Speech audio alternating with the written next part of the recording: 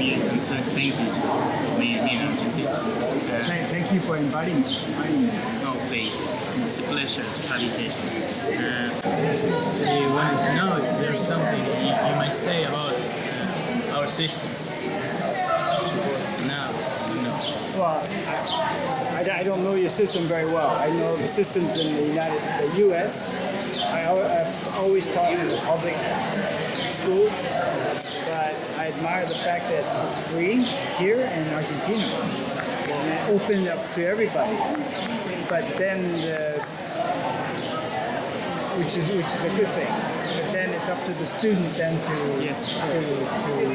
We always say that the level is up to all. Yeah. The Chinese proverb is like the teacher opens the door, the student has to walk in. Yes. So, Yes. Another particularity of our system is that we have freedom of team for students to choose their teachers, their professors. So, for instance, one signature, you have between 2 and 5 teams of teachers. You choose. which one? This is one team. There are many others than here.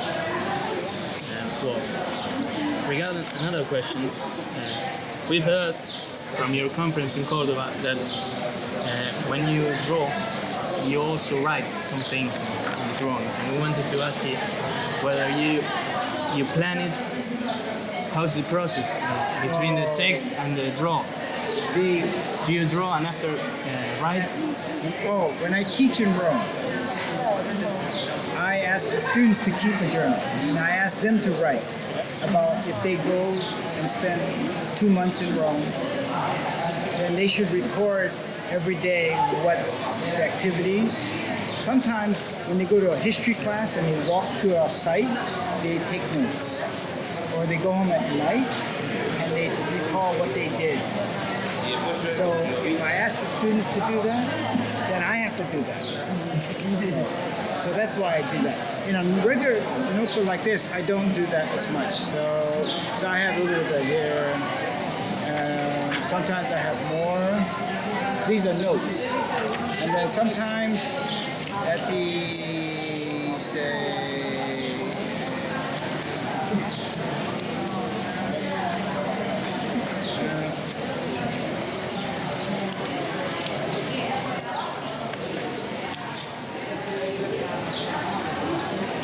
sometimes I do it. So it's to recall what I did and so on and so forth. So, but when you write, it becomes composition.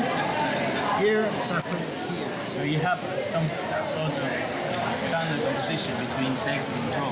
But it's up to the student. Yes. For me, I do it one way. The students can do it another way. They can do it like this, they can do it on the drawing. But to pay attention. And it's really, this is personal. This is for me. Yours is for you, not for... It does have to be an instruction. Yeah, and and something like this is, not every page is going to be good. Sometimes we have good days, we have bad days, right? Sometimes,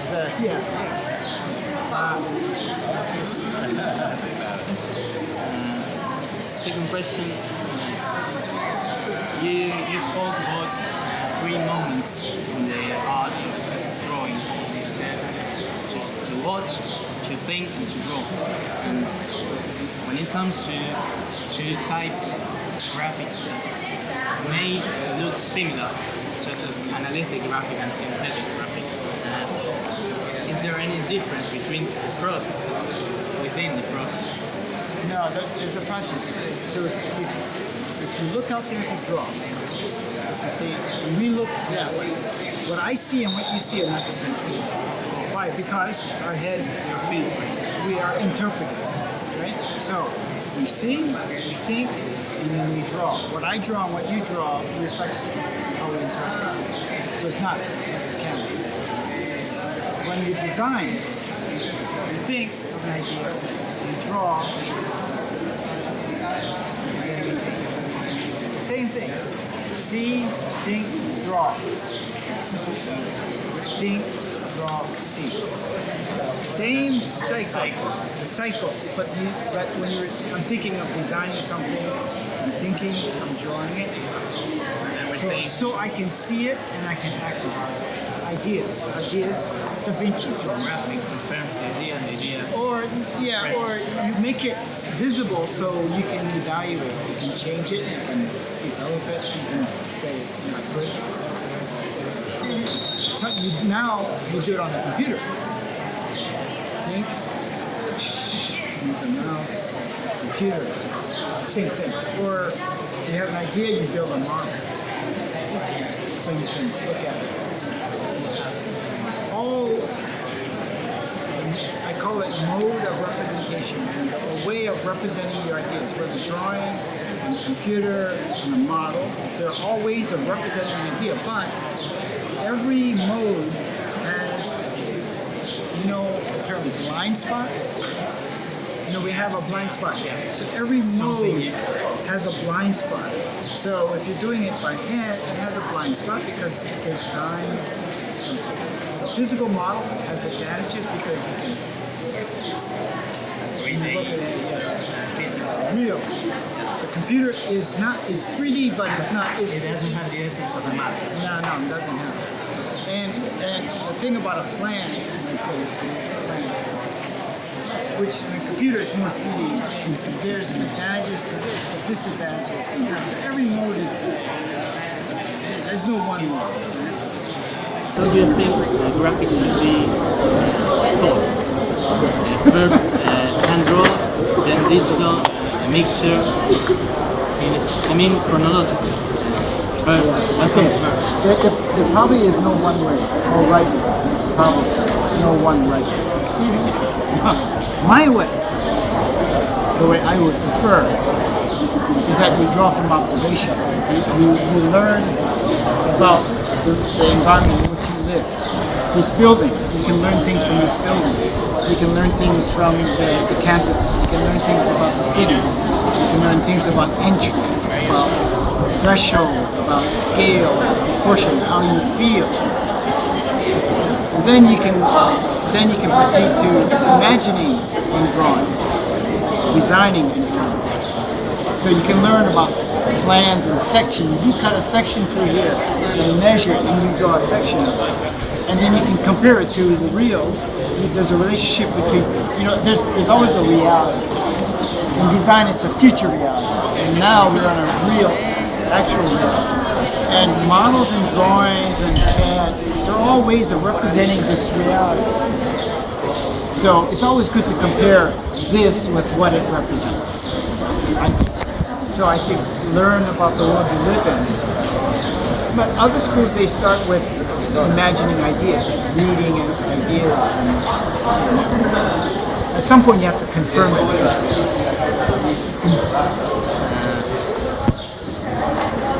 Third question. Are you making any progress in the integration of media between hand draw and digital? What's your idea? I use it for my books, but I only use Illustrator, which to me is like drafting on the computer. I don't use CAD. Deep learning. I use SketchUp, to visualize. Google SketchUp. Integration is hard. I know some people, they model it, they print it out, they draw over it. I don't know. It's still an open question. I think that CAD is going to get better.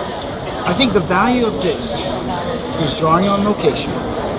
I don't think the digital, even with a tablet, I draw on the iPad, for example, it's not the same. Not the same. And then the initial idea stage in the design project is still this. And then if you're in a meeting and you're talking about how a beam meets a column and there's a problem, you're going to pull out, no, you need to do it this, and you need to think.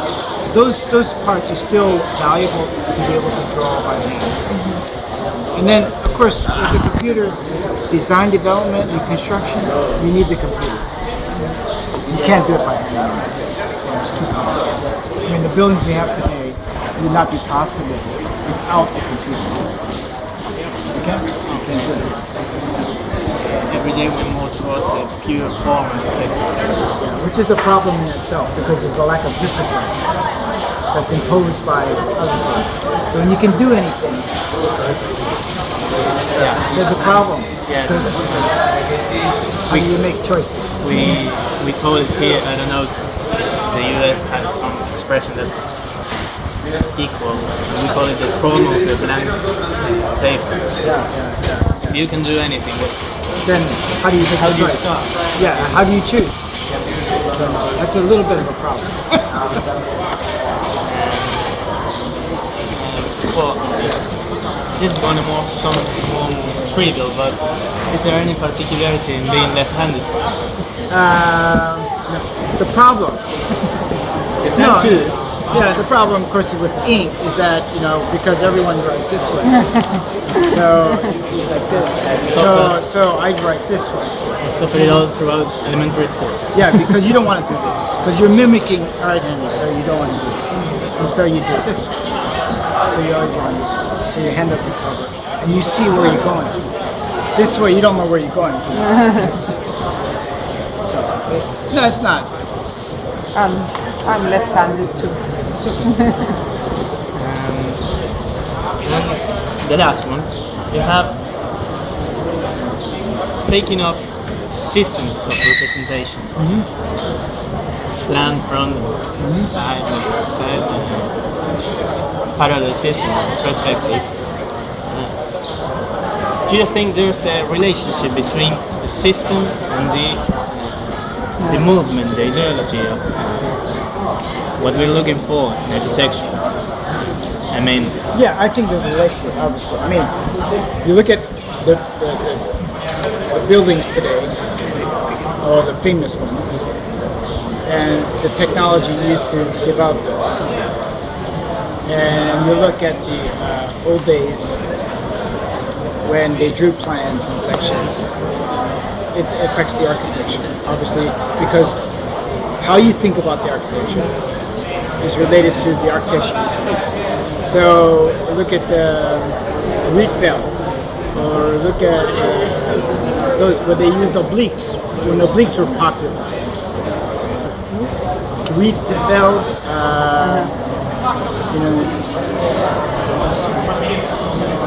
but if you look at the way they represent, obliques are very popular. It had something to do with the architecture. Now, I don't know whether the architecture produced the representation or the representation, but there's obviously a relationship between how you think about it and how you represent it to the architecture.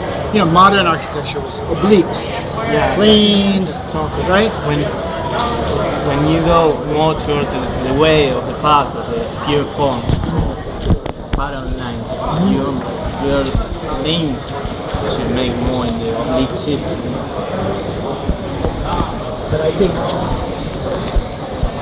you need to understand all. But because with CAD, see, plans and sections are not as produced the same way. So maybe it's also some of the buildings it's hard to represent as a section. You need a whole series of sections because they're not uniform. They change so much, so you need to cut boom, boom, boom, like that kind of section.